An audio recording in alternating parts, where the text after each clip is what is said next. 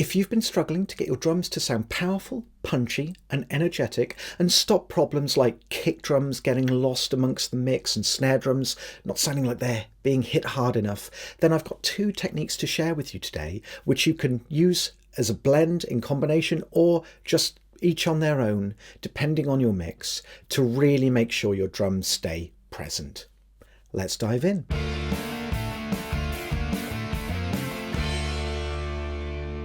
Just before we get into it, if you are interested in learning more about mixing, I have a free in-depth mixing guide available on my website, which is recordwithalex.com. First of all, I'll give you an A-B. So I'll play this track and we'll start off with the processed drums, then I'll bring in the unprocessed drums, just so you can really hear the difference that this kind of mixing technique makes. There isn't anything else on this mix other than the processed drums and also some processing on the vocals. If you are interested in the processing on the vocals, then be sure to check out last week's video as that goes through that step by step. Let's take a listen. First of all, the processed drums, followed by the unprocessed drums. Don't define me. I know I'm better by myself, 'cause you tie me, yeah, and it's getting better for my health. You don't own me. I'm breaking out of your show, 'cause I'm worth it, yeah. So watch me go.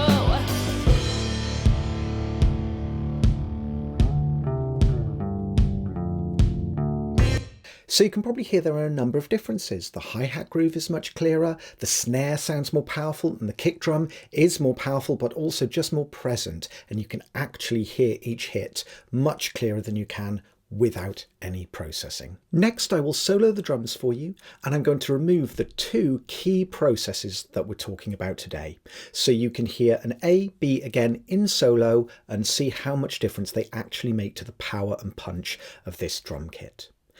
The two channels that I want you to pay attention to is this K and S bus and the crush bus. Now, don't worry if you don't understand what that means. In a moment, once we've done this A-B and you can hear the difference, I'll then focus in on the plugins on these two buses and explain to you how they work so you can apply this to your mixes as well.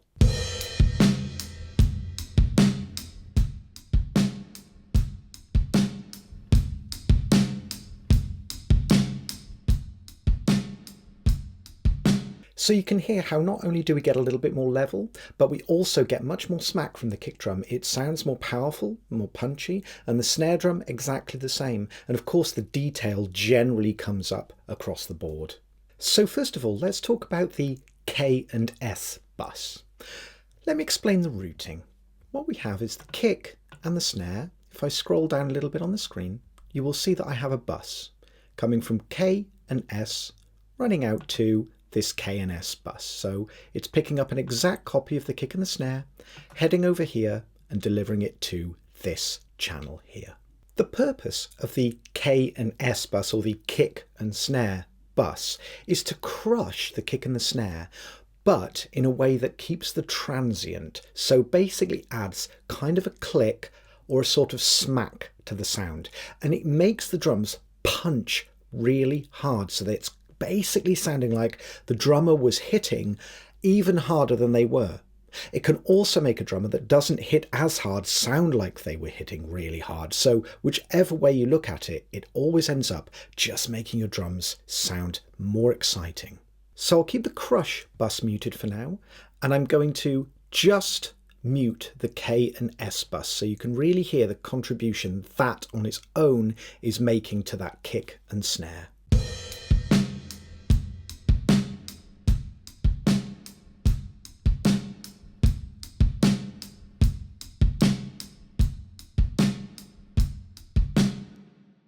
Now let's have a listen to it in solo.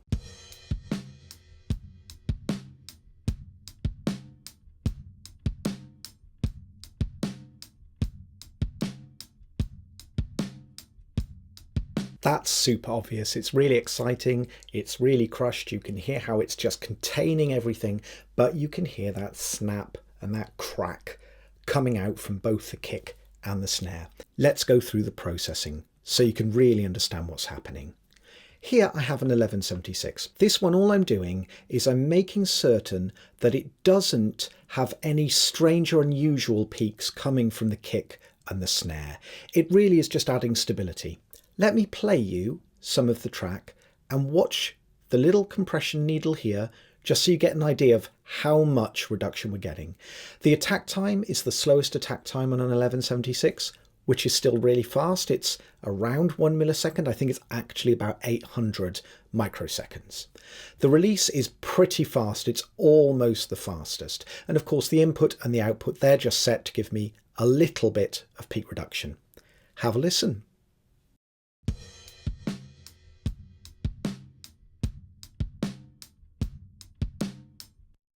And now let me mute this plugin and show you this one just on its own.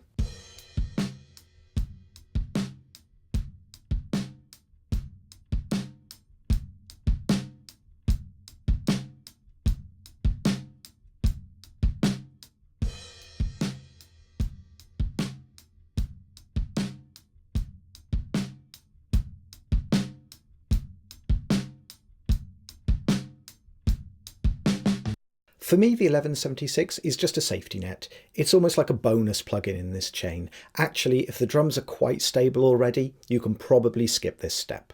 Now, the next plugin in the chain is where we're really getting the sound. And what we're doing is we're making the attack quite slow at 24 milliseconds. You just have to listen because it could be even longer. You can see this particular one I've chosen because it goes up to 100 milliseconds. It's probably too much for most situations, but I want that option to be able to really have lots of transient emphasis. I want click coming out of the front of the kick and the snare, because that's what adds to the idea and the feel that the drum is being hit really hard. The release time, again, you set by ear. In this case, it's 30 milliseconds, so it's still quite a fast release, really. But let's have a listen so you can hear the contribution that this makes.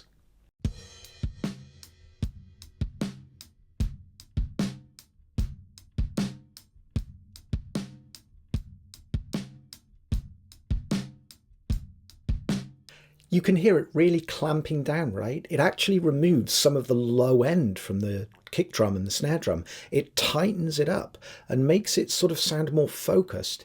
It wouldn't be a sound you probably want all on its own because the drums do sound a little unnatural.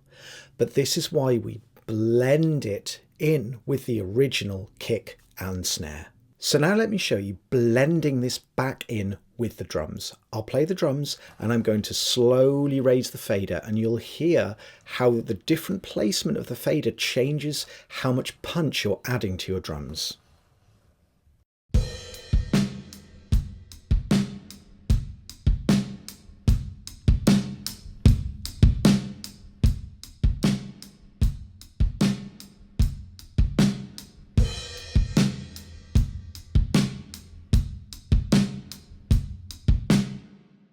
And now let's mute and unmute. So we'll start with it in and then I'll mute it.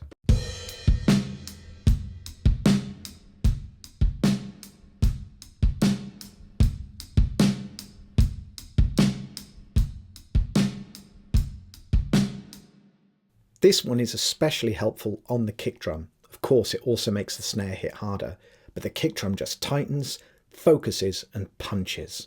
So just to recap technique one, it's all about making your kick and snare snap.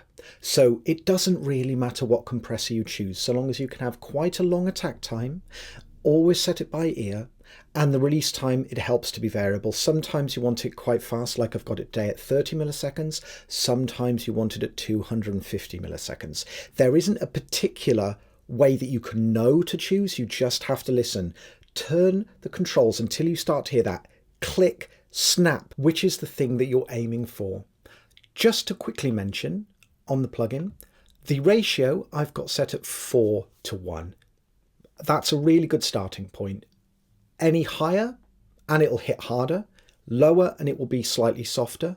Try both. It makes a difference to the tone of the sound.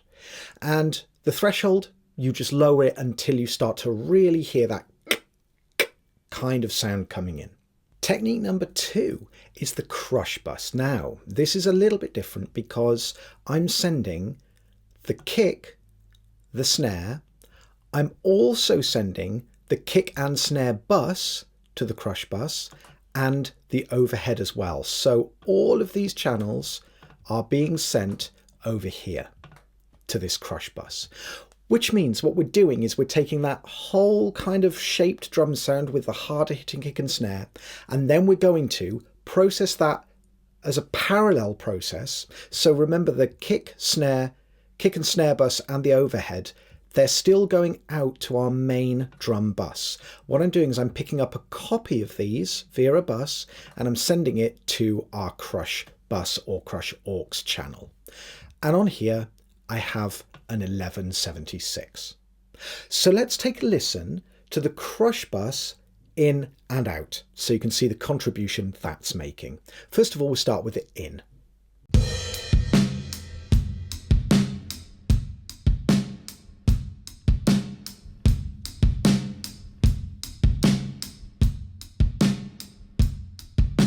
That's another really obvious one. You can feel more density and the drums come alive. We again do get a little more level, but we're also getting a new tone and some more excitement in there.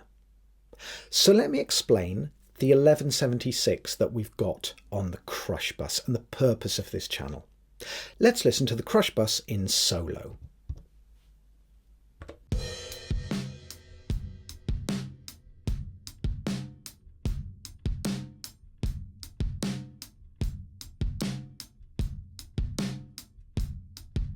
We are just crushing all of those signals. We're just making sure that they stay consistent and over compressed, just to bring up all the detail in the drums, to bring up the aggression.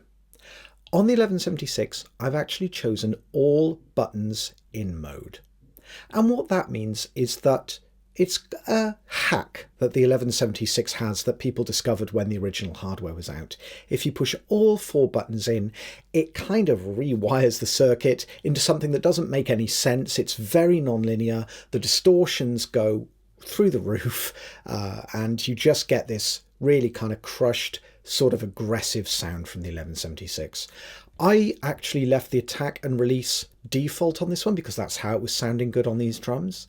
And you are just turning the input and output around until, while the output, of course, you're just trying to level match, but the input, you're setting it so you get that huge amount of compression. Let's just watch this needle and listen to that again.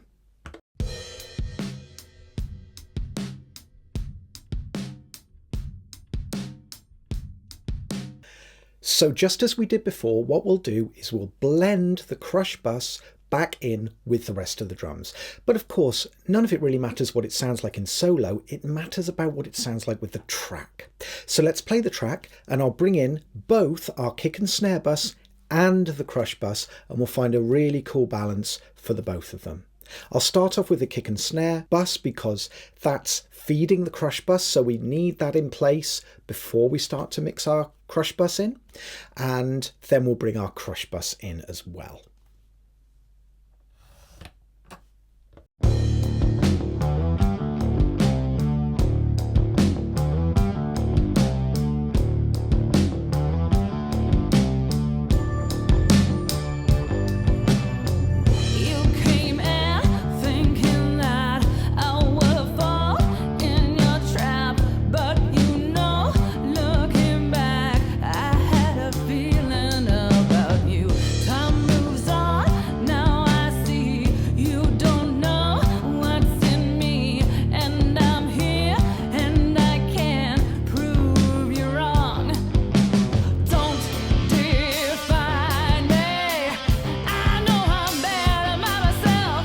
That's sounding pretty nice. Let's quickly do an A and B to see the difference that positioning those two faders has made to the sound and power of our drums.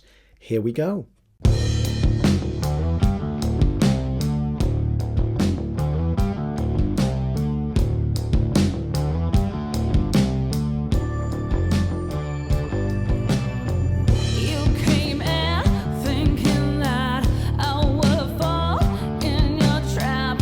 It does exactly what we were hoping it would do. It makes them sound powerful, punchy, big, and consistent. Now, one thing I want to address is we've got a few other plugins lurking around. Of course, we've got the snare reverb, which is just a quick plate reverb. On the kick and the snare, I've got a little bit of EQ here. And the reason this EQ exists is once you've done your kick and snare and crush bus, you'll probably find that there's a little bit of EQ that needs to be tweaking. Compression actually often removes the feeling of bass, so you sometimes need to either overcompensate on the way into the compressor or simply compensate after the compressor. Don't worry about things having an impact on your compressor. You might feel, well, surely I don't want to change the bass on my kick going into the compressor because that will change how the compressor's responding. It does, and it's a problem if you hear it. But it is actually just a tonal change, and sometimes that is the better choice to make the compressor work differently with the low end information rather than just add statically the low information afterwards. You just need to listen and make the decision at the time. Every situation is different, every mix is different. I also have some processing on the drum bus, and this is exactly the same kind of thing.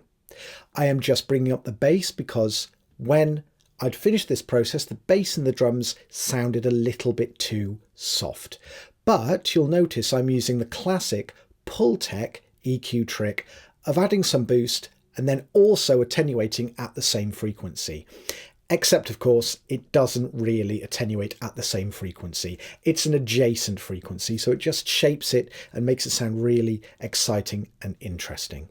Then I have just a little bit of parallel compression from the Fairchild just on the overall drum kit sound. Again, this was just about a tonal choice, but the main focus of this, the thing that really counts, is this kick and snare bus and the crush bus. Those two techniques will be bread and butter with making your drums sound massive. It doesn't matter about genre. This isn't just for rock or pop or something. It's for any kind of drums that you just want to bring forward in the mix, keep consistent and make them sound like they're hitting really hard. So now let's have one last listen to the song, just so now armed with that new knowledge you can really hear the impact and the difference it makes within the mix.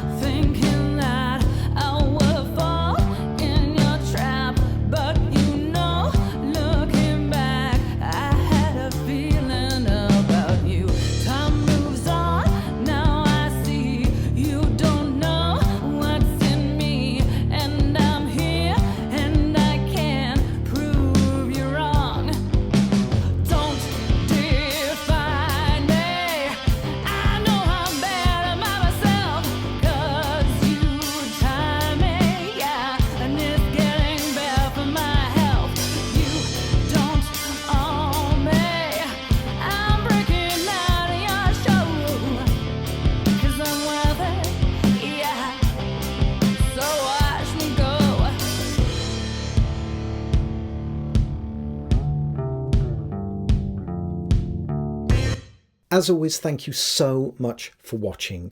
I really hope you get a lot out of these videos, and please let me know how you find these techniques work in your mixes and if you have any further questions.